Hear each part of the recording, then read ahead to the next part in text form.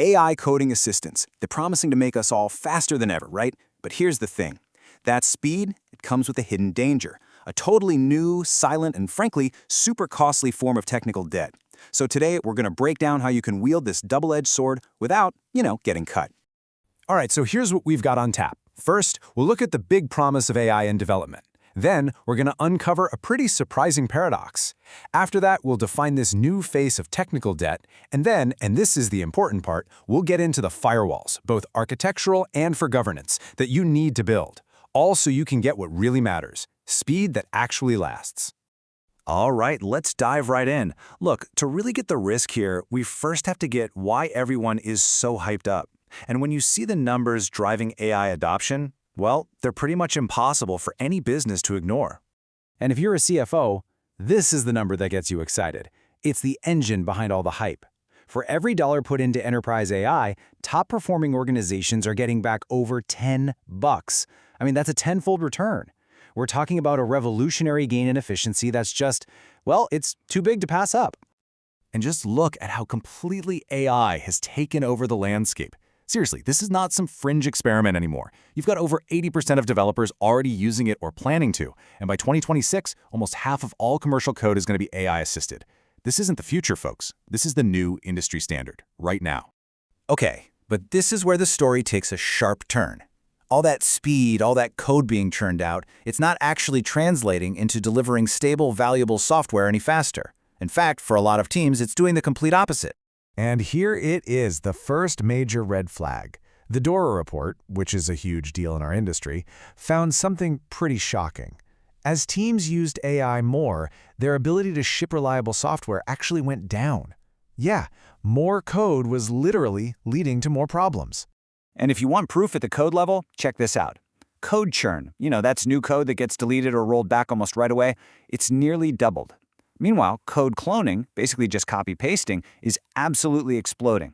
And at the exact same time, refactoring, that super important process of cleaning up and improving code, it has just fallen off a cliff. So what does this mean? We're just building bigger, messier systems way faster than before. So you gotta ask, where did all that time we saved on typing go? Well, it's not going into innovation, I can tell you that. It's getting eaten alive by this new tax, the overhead of reviewing, debugging, and fixing all the little subtle mistakes the AI makes. The time you gain on the front end is immediately lost on the back end. Okay, so all of this is building up into new and honestly pretty dangerous forms of technical debt.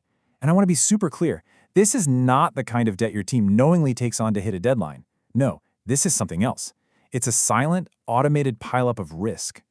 And that right there is the key difference. See, traditional tech debt is a conscious trade-off. You've got a senior developer who says, all right, team, we're going to do this quick and dirty for now, and we'll circle back to fix it next quarter.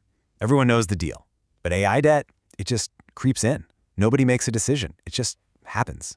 So first up, we have something called cognitive debt. This is a big one. It's what happens when your developers stop being creators and start being just reviewers. They're approving code they didn't really write, so fast forward 6 months, that code breaks, and it will, and nobody has that deep, gut-level understanding of why it was built that way, and that makes it nearly impossible to fix. All right, next on the list is verification debt. And this one is a trap. It's a false confidence trap, because the AI-generated code, it looks perfect. I mean, it follows all the style guides, every single automated test passes with flying colors, but hidden just beneath that shiny, perfect surface is flawed business logic that completely misses a critical edge case. And then you get architectural debt. Think about it. An AI assistant is fantastic at solving one small, isolated problem, but it has zero concept of your company's bigger picture, your overall system design. So it just solves one little problem, then the next, and the next. And before you know it, you've got millions of lines of code that, on their own, look perfectly fine. But when you put them all together, you've created a tangled, unmaintainable nightmare.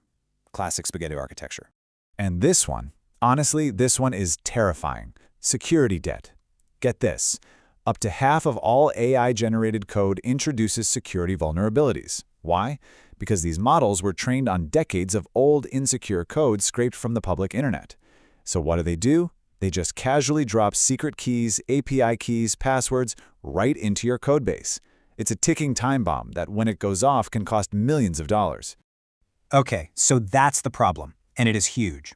So the big question is, how do we fight back? And just telling your developers to be more careful, that's not going to cut it. You have to build a real structural firewall, something that contains the blast radius of bad code before it can take down your entire business. And this is what we call defense in depth. Here's how it works. First, you break your big application into tiny, independent microservices. Then, you seal each one of those up in its own secure little box using something like Docker. And finally, you use a tool like Kubernetes to manage the whole fleet. Now, what's the result? Well, if one AI-generated service fails catastrophically, it's totally isolated. It can't spread and poison the rest of your system. All right, so that's the architectural firewall. Let's move on to the next layer of defense, the human and policy guardrails. Because, a good architecture can contain a failure, but good governance can stop it from ever happening in the first place. Now, it's really important we get clear on the difference between AI governance and AI ethics. They're not the same thing. Ethics are the high-level principles, right? It's about what we should do. Governance, on the other hand, is the set of hard, enforceable rules and automated checks that make sure we actually do it. You absolutely need both, but it's governance that physically puts up a wall and stops bad code from shipping. So what does that look like in the real world? It means you set up mandatory, automated policies right in your code repository. Things like no code gets merged without at least one human reviewer signing off. The system has to automatically build and test every change first. Every single comment left by a reviewer has to be resolved. This becomes your unblinking, unyielding quality gate. And here's a beautiful bit of irony for you. The sheer volume of code that these AI assistants are generating it's too much for human reviewers to keep up with. So, what's the best solution? You fight fire with fire. You deploy another specialized AI whose only job is to review the code that the first AI wrote. Think about it. It never gets tired, it never gets distracted, and it will ruthlessly scan for any tiny hint of a vulnerability 24/7. All right, let's pull all of this together into a final crucial point. To really, truly benefit from AI, we have to adopt a new mindset. It's not about raw speed anymore. It's about building a system that delivers sustainable, secure, and scalable velocity over the long haul. And that means making a critical shift. You have got to stop measuring the wrong things. Lines of code written? That's a total vanity metric. It's meaningless. Instead, you need to measure the actual health of your engineering system with proven standards, like the DORA metrics. They track things that actually matter to the business, like how often you can deploy new features and how fast you can recover when something goes wrong. That tells you the true story of your team's speed. And this quote just absolutely nails the mindset you need to have. Your AI coding assistant is not some autonomous senior developer you can just trust blindly. No, it's an intern. An incredibly fast and capable intern for sure, but it's still an intern. It needs constant, vigilant supervision to make sure it's being productive and not, destructive. So, this leaves us with one final critical question that you need to ask yourself. When you look at how your organization is using AI, are you just chasing a short-term sugar rush of productivity, one that you know is going to lead to a maintenance nightmare down the road? Or are you actually building a solid foundation of governance and architecture that's going to unlock secure, sustainable innovation for years to come? Because that choice, that's what's going to separate the winners from the losers in this new era.